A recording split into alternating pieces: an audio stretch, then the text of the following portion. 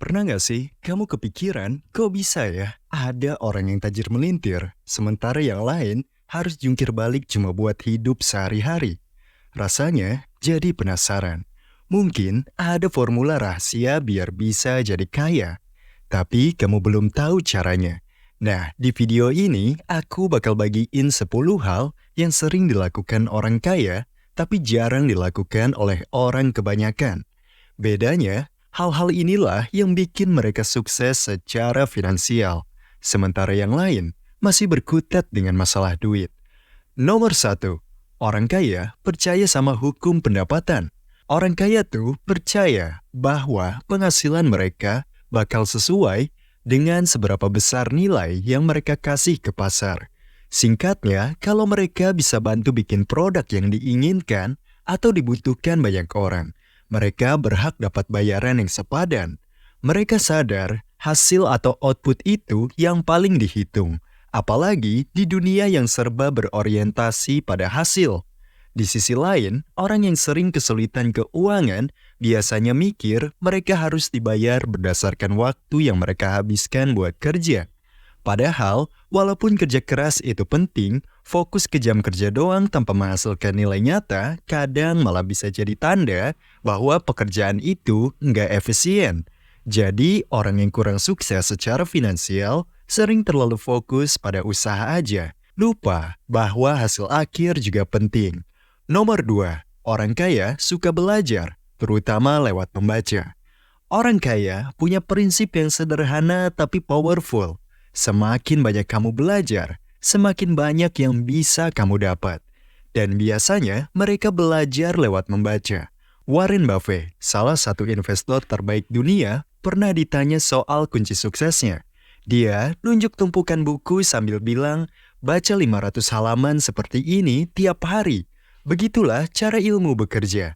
Dia bakal terus bertambah kayak bunga majemuk. Siapapun bisa lakuin ini, tapi cuma sedikit yang bakal beneran melakukannya. Warren Buffett nggak sendirian. Mark Cuban, si pemilik tim basket Dallas Mavericks, habisin 3 jam sehari buat baca. Bill Gates, pendiri Microsoft, baca sekitar 50 buku per tahun, atau hampir 1 buku tiap minggu. Bahkan Elon Musk, yang bikin Tesla, katanya bisa bikin roket karena baca buku-buku teknik. Di sisi lain, cuma 1 dari 50 orang yang secara rutin baca buat pengembangan diri setiap hari.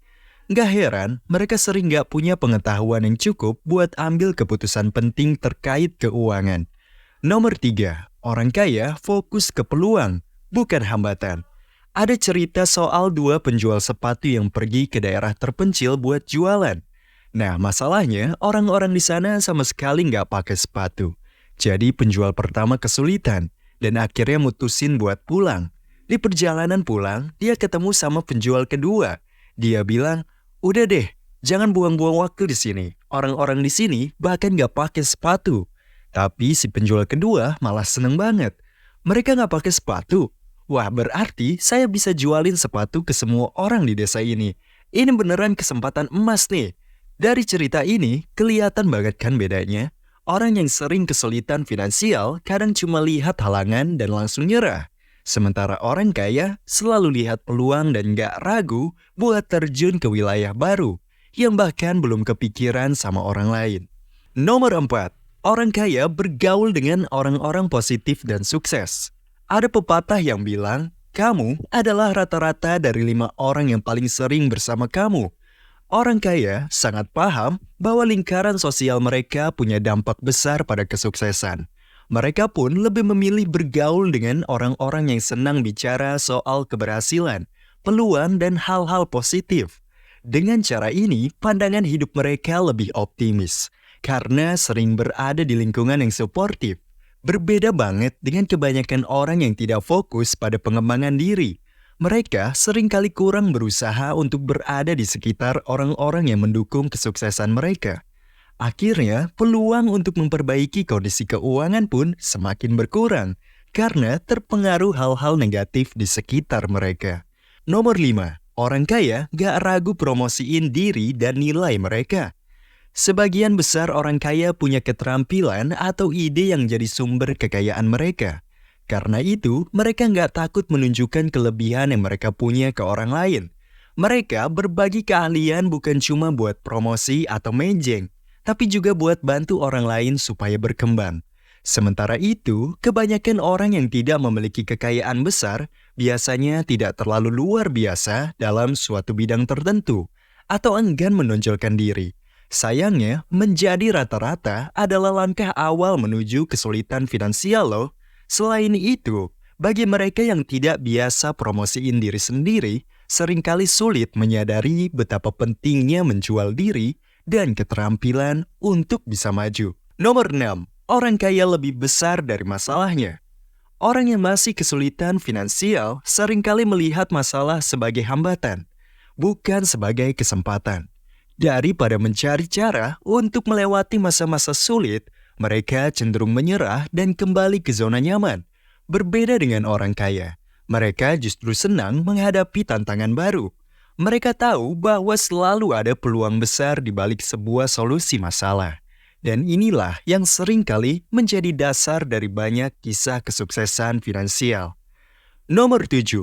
Orang kaya berpikir dapat dua-duanya, sedangkan yang lain hanya pilih salah satu. Dulu, ada seorang ekonom yang memperkenalkan konsep biaya peluang atau opportunity cost. Yang intinya adalah kalau kamu memilih sesuatu, otomatis kamu harus merelakan pilihan lain. Misalnya, kalau kita punya 50.000 dan memilih beli es krim, artinya kita nggak bisa beli sekotak permen seharga 50.000 juga. Nah, orang kebanyakan sering berpikir dalam pola pilih salah satu ini. Ada uang, bisa beli salah satu aja. Sementara orang kaya, mereka punya pola pikir yang berbeda. Mereka mencari cara buat dapat dua-duanya. Contoh, kalau seorang yang punya mentalitas kaya diberi uang 50.000 untuk beli es krim dan permen, mereka nggak langsung beli dua-duanya. Mungkin mereka akan beli satu dus air mineral 50.000, kemudian mereka jual satu-satu botolnya dengan harga 5.000.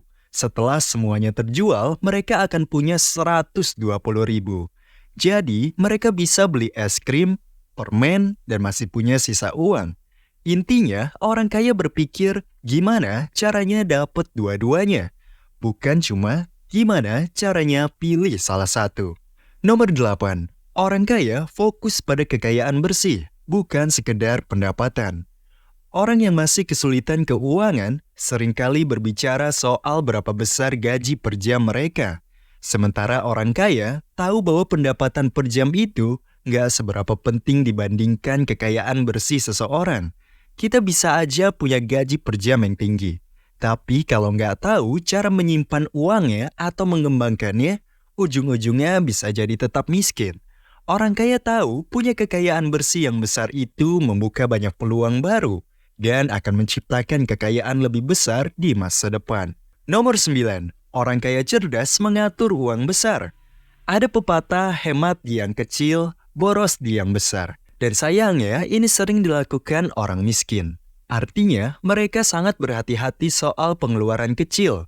Misalnya saat beli kopi, tapi kurang bijaksana dalam pengelolaan uang yang lebih besar seperti investasi, pendidikan, atau pengembangan diri. Orang kaya justru seimbang. Mereka hati-hati soal pengeluaran kecil sekaligus berani berinvestasi besar ke hal-hal seperti seminar, mentor berbayar, atau pendidikan yang bisa terus memperkaya diri mereka dan mendukung kesuksesan finansial jangka panjang. Nomor 10. Orang kaya rajin berjejaring dan ikut kegiatan sosial. Orang kaya sangat mengerti nilai dari membangun koneksi. Entah itu buat menambah teman, mencari calon klien, atau menjalin relasi baru. Berkenalan dengan orang baru selalu membawa keuntungan dan seringkali dilakukan melalui kegiatan-kegiatan sosial atau komunitas. Hampir 3/4 orang kaya menyisihkan setidaknya 5 jam per bulan untuk kegiatan berjejaring dan berkontribusi di komunitasnya. Sementara itu, dari kalangan yang miskin, hanya 1 dari 10 orang yang melakukannya. Akibatnya, mereka melewatkan banyak peluang baru dan juga kesempatan untuk meningkatkan kondisi finansial mereka. Tunggu. Gimana video yang barusan kamu tonton? Menarik dan inspiratif ya. Tapi jangan kemana-mana dulu, karena di samping kamu nih, sekarang ada video khusus buat kamu. Jangan lupa ditonton juga, karena nggak kalah menariknya. Terima kasih.